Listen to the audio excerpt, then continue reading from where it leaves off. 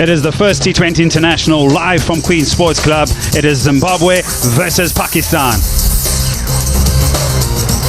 Yeah, we've given you a couple of days off, but now we enter the T20s. We revisit the ODIs. 3 of them were played. Zimbabwe won the first one by 80 runs. Pakistan bounced back emphatically to win by 10 wickets, and then winning the series in the third ODI by 99 runs. But it's T20 time, and there's 3 of them. One today, the next one is on Tuesday, and the next one is on Thursday.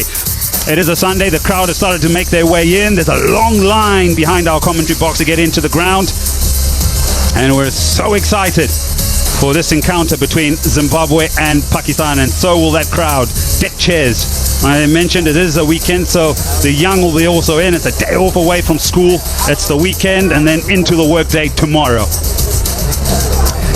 We're playing on pitch number 7 today, and there's a look at it.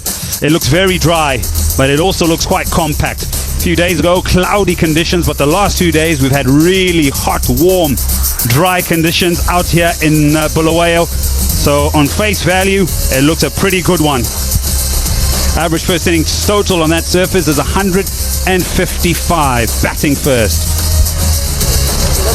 Now I understand some have made their way from neighboring countries, from Botswana, South Africa, Zambia, to come in and watch Pakistan. Also, some have also made their way to watch the home side from Harare and neighboring cities. I was out there with the 2 captains, and Salman Aga called correctly. It was a head, and he had no hesitation to bat first. We'll start with the Zimbabwean side. Just one change from their last T20 International, with the Wellington Nathan Ruseri and Percy Cesara will take care of that for days off for Zimbabwe and Pakistan. Mohammad Rizwan not part of the squad here, so the intentions of giving these young players more opportunities as they rebuild their T20 side that hasn't had good results in the recent past. So let's get into that quick conversation of how the long boundary to the leg side.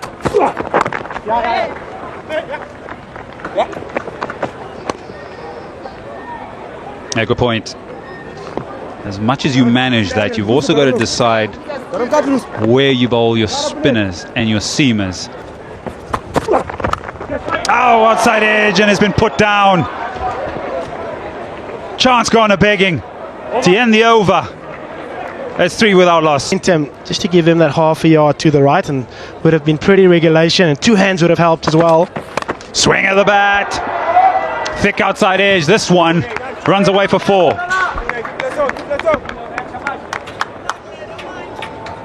Yusuf, he's been using the option to give himself room. He's been very proactive at the crease so far in his innings. Once again, backs away, uses the bounce and pace of Muzarabani, up and over.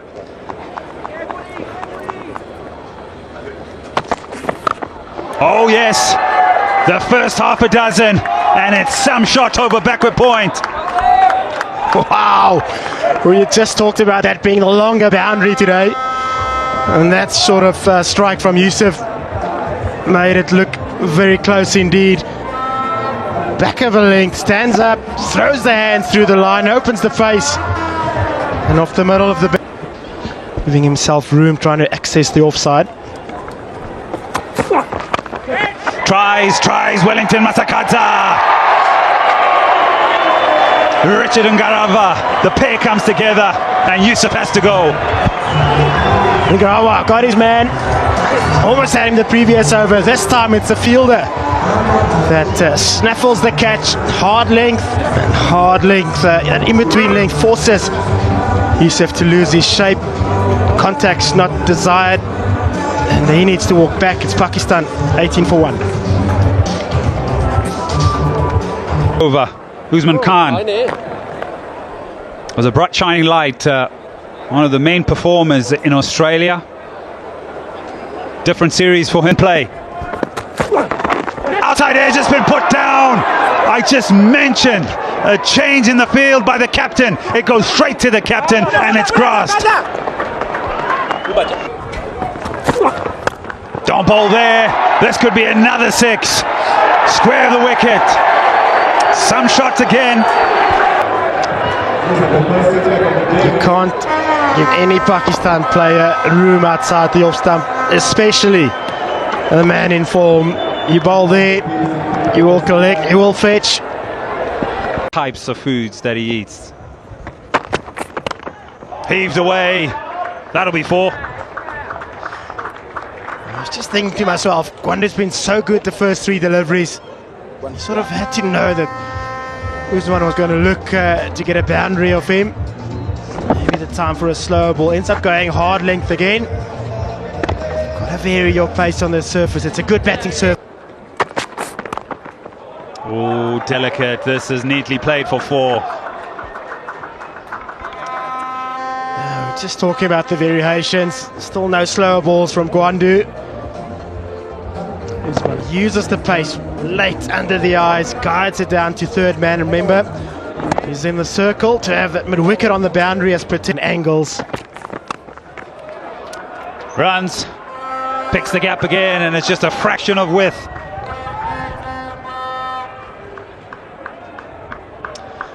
I said it a moment ago. Can't be short to Sam Ayub. Can't be back of a length as well. He's got a knack of finding the gaps off the back foot. He's well aware that that man on boundary was very slim in this innings. Sam Ayub. Neatly played again. Either side of the short third. Same result.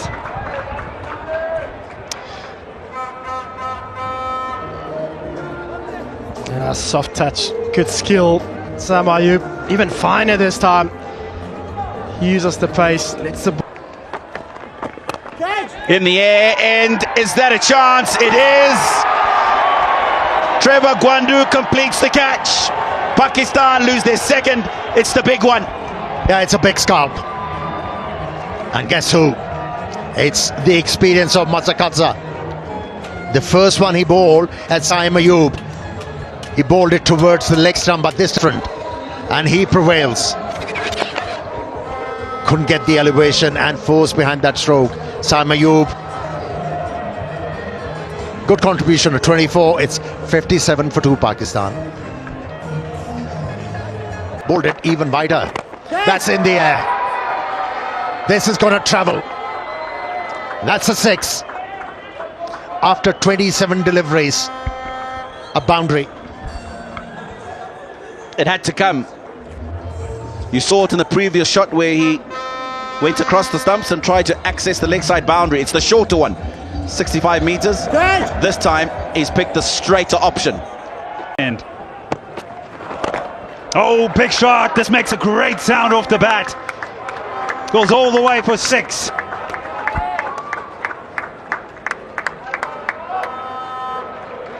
Really good show of intent from Usman here. What he's done early on in the over, he knows the boundary. It's in the slot, but you've still got to put it away. And he does just that. Ryan Pearl under a bit of pressure now immediately. Yeah! Oh, is that an edge? Yes, it is. Given straight away. An inspired bowling change. Goes for 6 off the first. Brave enough. Gutsy delivery to toss it up again and find the edge. And it's the addition of width here. Slower, flighted and wide. That sense that Usman's going to look to take him on downtown. Take that option away. And he's gone from 30 for 39 of 30. Pakistan 91 for 3. Pressure and the runs. In the air. Has that been taken? If it has, I think that's Dion Myers. They probably want to have a look at this. This is such a good effort from Dion Myers. This is umpires going to ask whether this was a fair catch. So legal delivery. Have a look at this. Different angle. So let's see if he gets the hands underneath it. I think he does. I think the fingers are underneath the ball there. I think that's some very good work here by Dion Myers. That'll see the end of Salman. And a wicket for Raza. And a good piece of fielding. And a well-rewarded phase of the game. Salman Aga goes for 13. It's 100 for 4.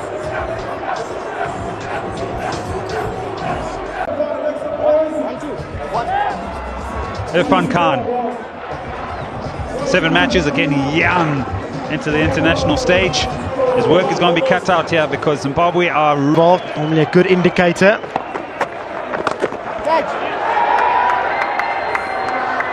All the way.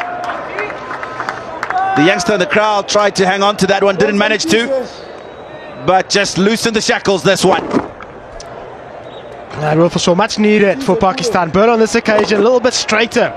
First two deliveries were wide, protecting the short boundary. Punished when he went straighter. This one down the ground. Gwandu gave chase. Running to his left from long on. What a good start to the 16th over. Tayyip Tahir decided it's time. Wrestle back initiative in this innings. Ground ball, well struck. A little bit quicker from Burl as well.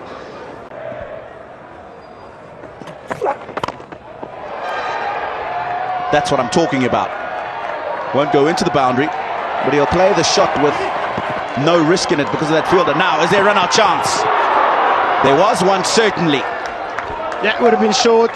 Ngarawa putting his hand up. Probably should have been back there, had enough time to gather the ball and take the bails off. There you go. It's too full. It gives him the opportunity to hit that ball down the ground past mid-off. 18 gone, 1-3-1 for 4. Opinion? Oh, pace off it. Hasn't bounced.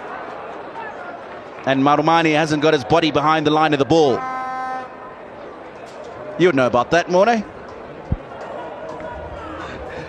It's a veiled dig. They didn't see me keep that often. I was... you're not wrong.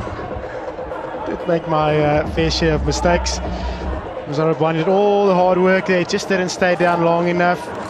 Expecting a bounce. It hasn't been at his best today. He was good during the one-day series. Just a little bit off it today. And just enough to cost his team a couple of runs. Actually had quite a tough day. Drop catch, missed the ball, hit him on the cheekbone. A couple of buys there. And it's one of those positions in cricket. Whenever you make a mistake, it's like a goalkeeper in football. Make a mistake, everybody knows. There's no hiding. Expected to stop every delivery. It wasn't easy, the last one that he missed, because it bounced a couple of times in front of him, and not always sure how it's going to react, but can make you look quite simple. That's gone straight up in the air. Raza trying to get there and doesn't. He couldn't have picked a better place for that ball to land. Proper no man's land. Ball knows it. And Raza's reaction was good. I was watching him straight out of the block, started sprinting. Halfway checked a little bit to see if Bull wasn't going to get there. You're right, couldn't have placed that any better.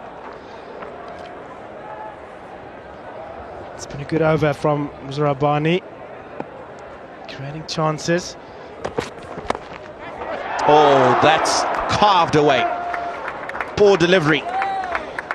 Didn't give Dion Myers a chance to see it at backward point. No, absolutely. With a field that's set, both third man and point in the ring. That's probably the one delivery at the moment. Expensive over. At just the wrong time for Zimbabwe. 19 gone, 149 for 4.